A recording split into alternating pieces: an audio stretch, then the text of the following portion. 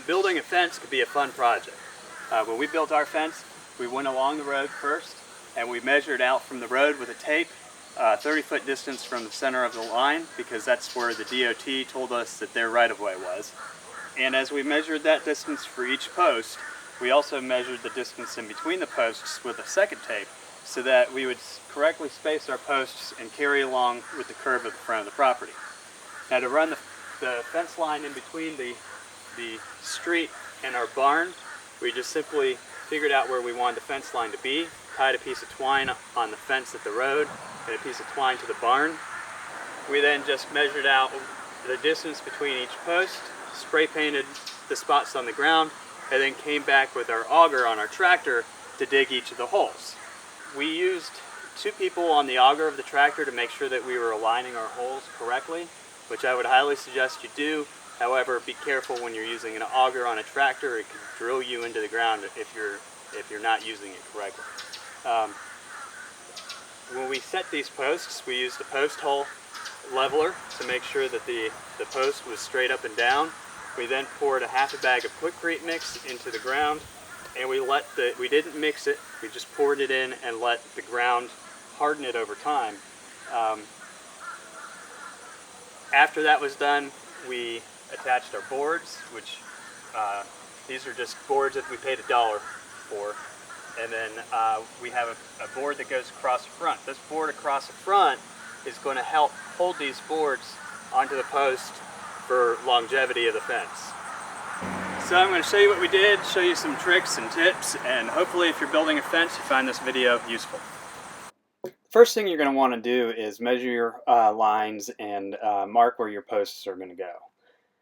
Then the next thing you're going to do is drill the holes. I would suggest using an auger on a tractor. It's a lot easier. And then clear your holes using a hand auger to get all the dirt out. The next thing you're going to do is level your holes using a post hole leveler. And once you do that, you're going to pour in your concrete.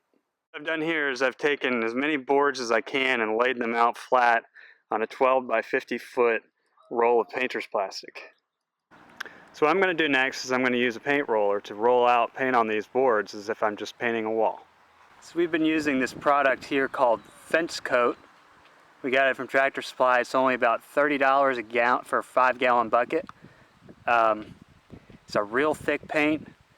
It's a real hardy paint. If you want a black fence, I highly would recommend using Fence Coat. It's even got a little bit of sparkly something in there. But Fence Coat is something that I highly recommend, and for the coverage, the thickness, and the price, you really can't beat it. For our rollers, we're going to use these rollers that are made for rough surfaces, because again we're dealing with rough cut timber, and we want to get as much paint in all the cracks as we possibly can.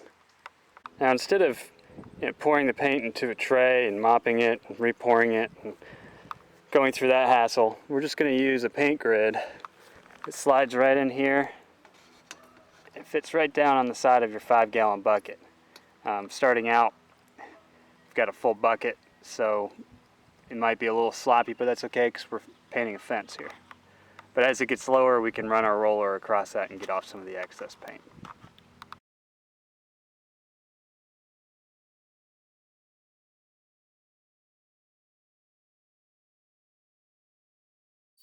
I'm building this fence. When I get up to these posts here, I don't want to actually run my boards onto this post. Instead, what I'm going to do is I'm going to put the 2x4 right along here so that my thickness is about the same as these 4-inch posts. And my 2x4 is going to be about 60 inches high. It's going to run up to about here, because each of my posts is about 60 inches high. So I've got a pressure treated piece of 2x4 here. Go ahead and measure that out to 60 inches.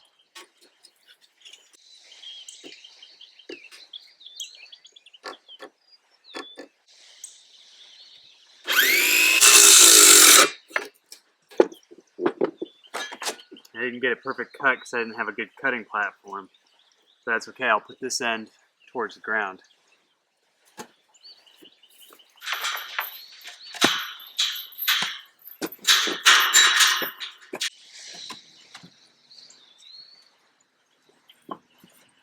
So a nail gun would be a lot easier than screws.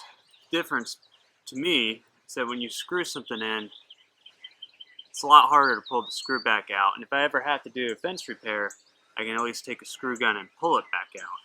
So I prefer to build my fence out of screws. They're not going to pop out over time. They've got more to them that's going to hold them in. It's a little more work though.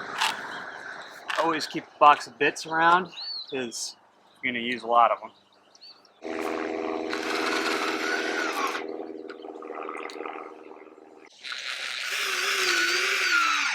I put these screws in. I like to kind of go in a pattern: 2, 1, 2, 1, 2, all the way down. I put a lot of screws in here, but and we're holding 1,500-pound animals in. I want this to be as sturdy as I possibly can. Now I'm ready to run my boards across. In most cases, I'll put the board up, snug with that board, run it across, and then cut after it's installed, cut it at that end. But since we're running into this pole, we're going to go ahead and pre-measure these and cut them to length. I'm going to do each board individually because this fence moves back and forth a little bit.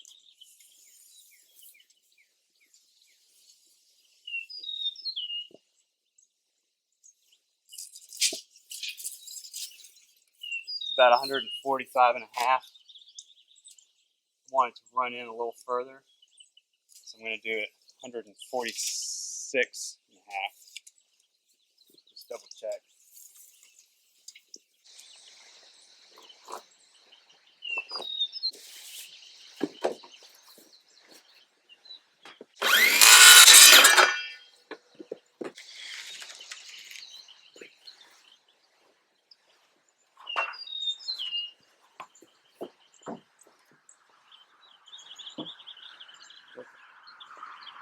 Before I install this, I want to make sure that I'm coming in at 60 inches over here.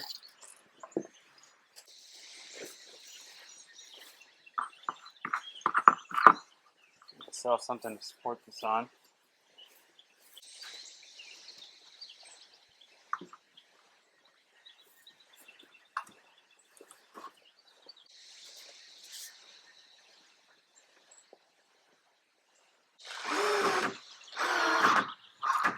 Put one screw in down there.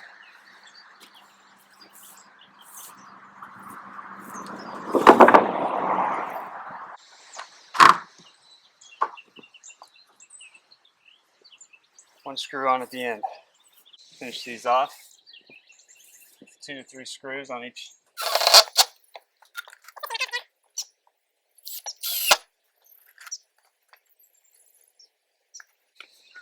See how we did on height here in the center. We're a little low right here.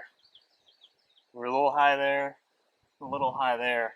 We're going uphill, so I compensated for the best I can. Try and help make the fence look straight. Install this one over here. I want to make sure that this is 7 inches.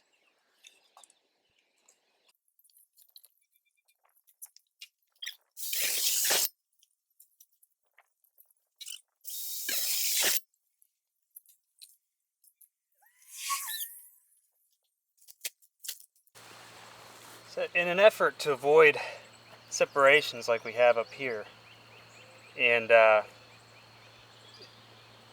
avoid getting splits in the wood like we have there because we were at the very edge of the wood where we had to put the screw in, I like to go ahead and put my board up before I cut it, screw it in so I don't have any splits, and then go ahead and cut it once it's on there.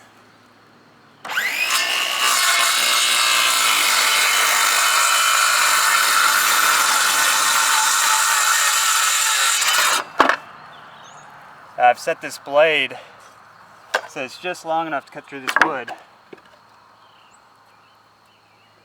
causing very little damage to the actual post.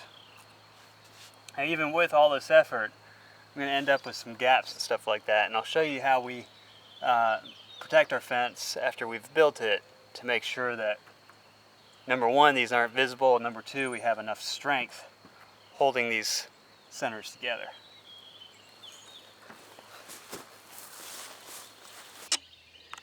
Now you may have seen these 1x4s across the front of fences, and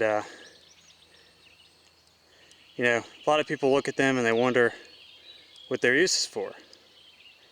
Well, they have multiple uses. For one, the boards cover up any mismatched boards you have or any gaps you have between your boards at your posts. They take away some of the unevenness between the boards connecting. But they also provide a significant amount of structural integrity to the fence. These boards are screwed into the top of these sideboards and into the fence post. So they're adding another layer of support to holding these boards in place. Down where two of these boards combine, having this board over top not only covers up where they combine, so it looks better from the front, but it helps keep them from separating in the future. So you won't have to do as many fence repairs because you've got this board adding extra structure to it. Now, you'll notice that I've painted this board, and actually on the back side, my 1x4, I've pre-painted it black. That way when I put it on, I don't have to worry about trying to get behind here and paint after it's done. So I've pre-painted these boards on the back side. I've left them unpainted on the front side to give everybody else something to do. But you know, the main point is that I'm going to put these on in a strong way, because these boards aren't just for looks, even though they do make the fence look a lot better. These boards are also a major part of the structure to keep it strong over the years. So this is what one of our post sections looks like before it's painted. Here's the section after it's painted. And here's the section with the 1x4 topper. Now when I screw these in, I always try and do 5, 5, 5, 5. And you'll notice that I measured this out to just go right between the boards. But those 5 screws, you know, these are here for structural reasons. You might as well make them as sound as possible. They're really adding a lot of extra support to holding these boards together on this round post.